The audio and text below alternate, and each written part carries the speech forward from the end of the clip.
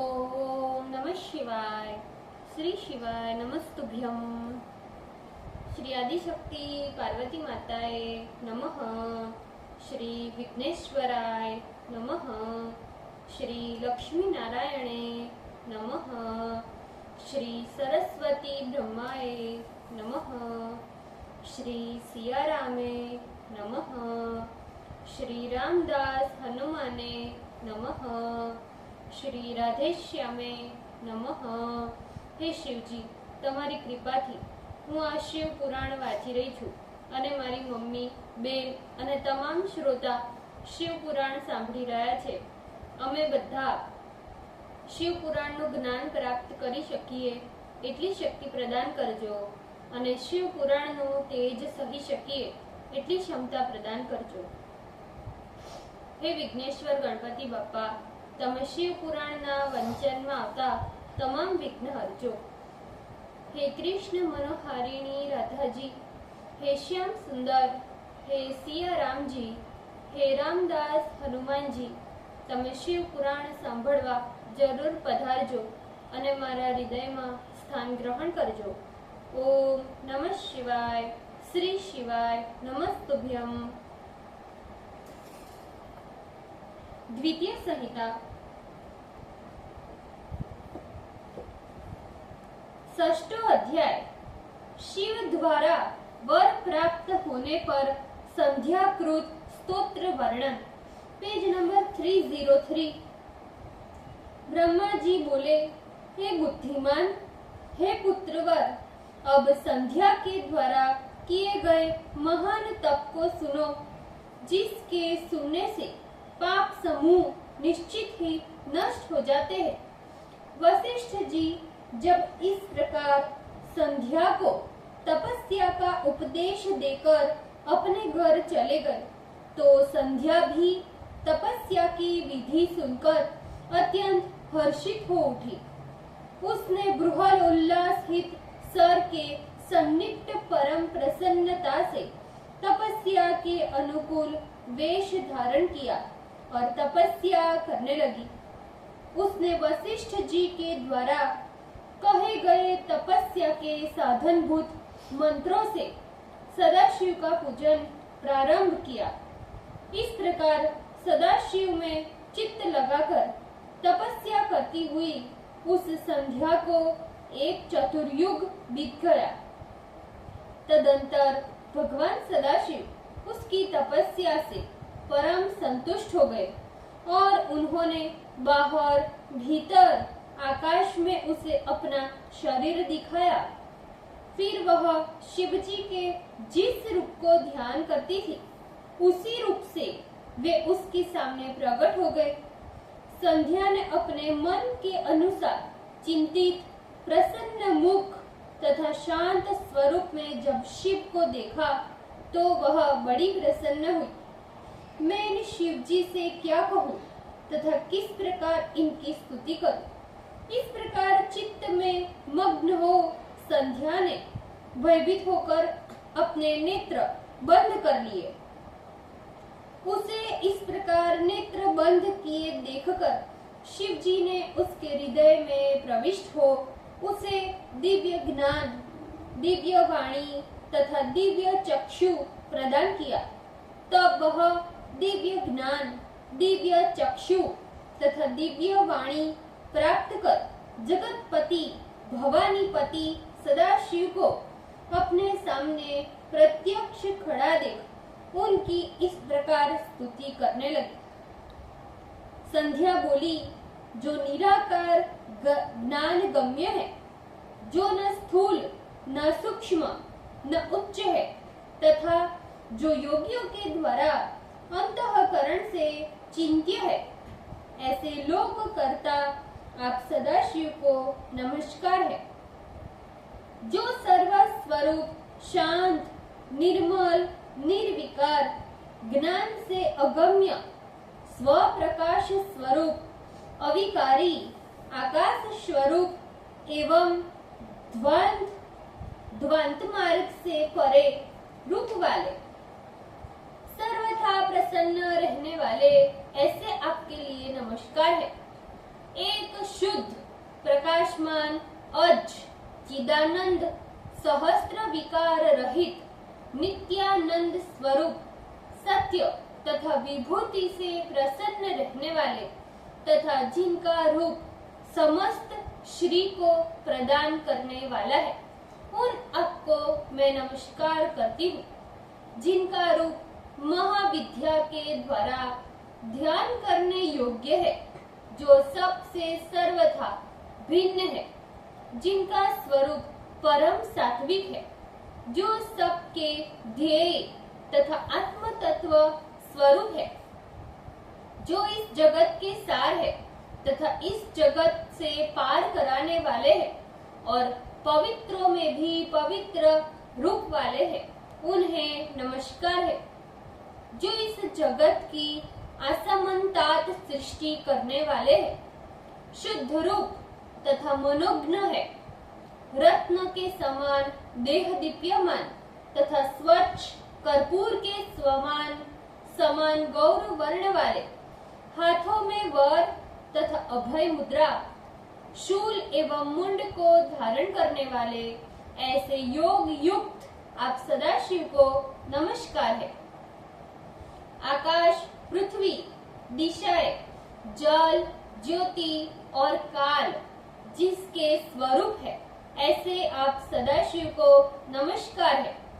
जिनके शरीर से प्रधान एवं पुरुष की उत्पत्ति हुई है, उस अव्यक्त स्वरूप शंकर को नमस्कार है, पुनः पुनः नमस्कार है। जो ब्रह्म स्वरूप से इस जगत की सृष्टि करते हैं, विष्णु स्वरूप से पालन करते हैं तथा रुद्र स्वरूप से संहार करते हैं, उस त्रितय रूप युक्त आप सदाशिव को नमस्कार है। जो सभी कारणों के कारण है, दिव्य अमृत स्वरूप, ज्ञान तथा अनंत ऐश्वर्य के प्रदाता है तथा इस लोक के भीतर रहने वाले, समस्त ऐश्वर्य को देने वाले हैं, ऐसे प्रकाश स्वरूप परातत्पर परमात्मा शंकर को नमस्कार है, जिससे अतिरिक्त ये जगत और कुछ नहीं है, जिसके पैर से पृथ्वी, दिशाएं, सूर्य, चंद्रमा, काम तथा बहिर्मुख नाभि से अंतरिक्ष उत्पन्न हुआ है, उस आप शंभु के लिए नमस्कार है। हे हर, आप ही परब्रह्म परमात्मा हो, आप ही विविध विद्या हो, आप ही सद्ब्रह्म परब्रह्म तथा ज्ञान विचक्षण हो, जिसका आदि मध्य तथा अंत नहीं है, जिससे ये सारा जगत उत्पन्न हुआ है।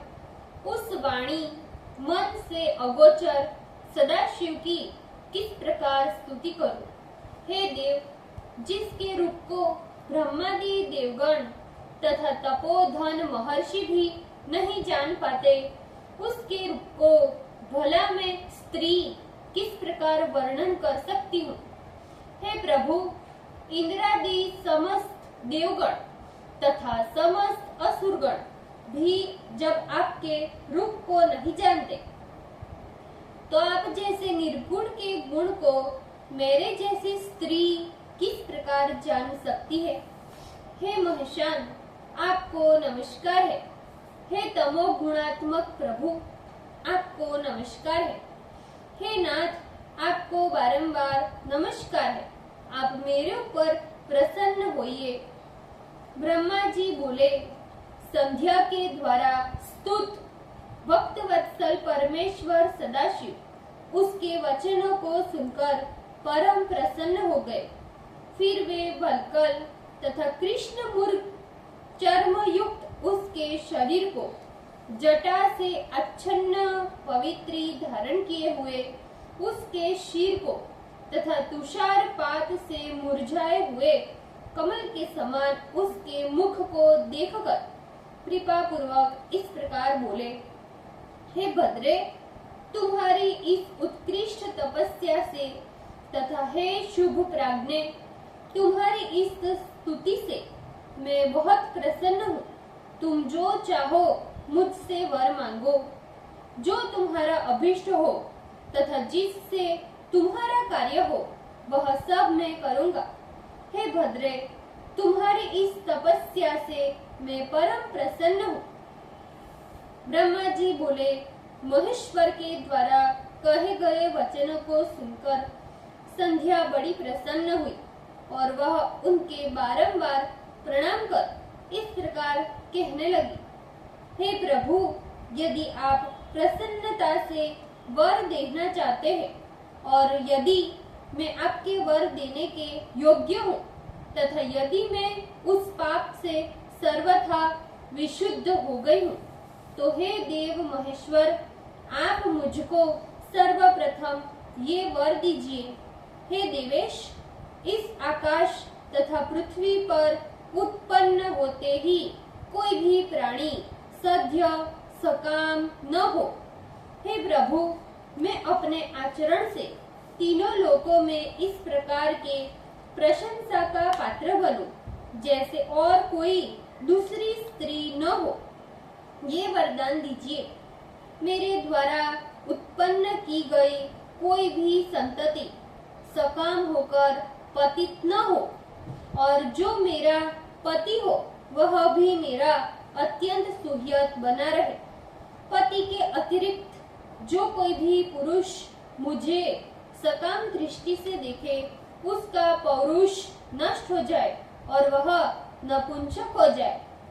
ब्रह्मा जी बोले, निष्पाप संध्या के द्वारा कहे गए वचनों को सुनकर भक्त वत्सल भगवान शंकर प्रसन्न होकर संध्या से बोले, हे देवी संध्ये, मेरी बात सुनो। तुम्हारा पाप नष्ट हो गया। अब मेरा क्रोध तुम्हारे ऊपर नहीं है और तुम अब तपस्या से शुद्ध हो चुकी हो। हे भद्रे, तुमने जो जो वरदान मांगे वो सब मैंने तुझे प्रदान किए। हे संध्ये, मैं तुम्हारी तपस्या तथा वरदान से परम संतुष्ट हूँ। अब प्राणियों का प्रथम शैशव भाव, दूसरा कौमार भाव, तीसरा यौवन तथा चौथा वृद्धक्य भाव होगा। अब शरीरधारी अपनी तीसरी अवस्था यानी जवानी को प्राप्त होंगे और कोई कोई प्राणी द्वितीय कौमार अवस्था के अंत तक सकाम होंगे। मैंने तुम्हारी तपस्या से प्रसन्न होकर आज से जगत में ये मर्यादा स्थापित की, कोई भी शरीरधारी उत्पन्न होते ही सकाम न हो। अब तुम इस लोक में ऐसी पतिव्रता धर्म का पालन करोगी जिसकी समानता कोई भी दूसरी स्त्री नहीं कर पाएगी। जो तुम्हारे पाणी ग्रहण करने वाले पति के अतिरिक्त तुम्हें सकाम दृष्टि से देखेगा, वह तत्काल दुर्बल तथा क्लीबता को प्राप्त होगा। हे महाभागे, तुम्हारा पति परम तपस्वी होगा और वह तुम्हारे साथ साथ 7 कल्प तक जीवित रहेगा। इस प्रकार तुमने मुझसे जो जो वर मांगे वे सभी वर मैंने तुझे दिए। अब मैं तुम्हारे पूर्व जन्म की कुछ बातें कहता हूँ। तुम अग्नि में अपने शरीर का त्याग करोगी, ये बात पहले से ही निश्चित है। अतः उसके लिए मैं जो उपाय तुम्हें बताता हूँ उसे निश्चित रूप से करो। तुम्हारे शरीर त्याग का उपाय यही है कि तुम महर्षि मेधातिथि के 12 वार्षिक यज्ञ की प्रचंड रूप से जलती हुई अग्नि में शीघ्रता से प्रवेश करो। इस समय वे महर्षि मेधातिथि इस पर्वत की उपयुक्ता यानी पार्श्वभूमि में चंद्रभागा नदी के तट पर तपसाश्रम में यज्ञ कर रहे हैं। वहां तुम स्वेच्छा से जाकर मुनियों से अलक्षित हो अग्नि में प्रवेश कर जाओ। फिर तुम उसी अग्नि से प्रकट होकर महर्षि मेधातिथि की पुत्री बनोगी। तुम्हें जो अभीष्ट पति वर रूप में प्राप्त करना हो उसका स्मरण कर अग्नि में शरीर छोड़ना। और हे संध्ये, तुम इस पर्वत पर 4 युग से घोर तपस्या कर रही हो। कृत युग के बीत जाने पर त्रेता युग में जब दक्ष की कन्याएं उत्पन्न हुई और वे शील संपन्न कन्याएं यथा योग्य विवाहित हुई, जिनमें 27 कन्याएं चंद्रमा को विवाह विधि द्वारा दी गई, किंतु चंद्रमा उन सभी को छोड़कर रोहिणी में प्रीति करने लगा। तब दक्ष ने क्रोध से चंद्रमा को श्राप दिया।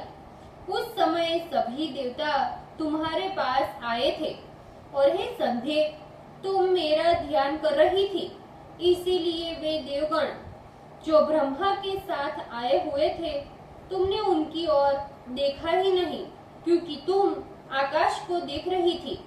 अब तुमने मेरा दर्शन प्राप्त कर लिया है।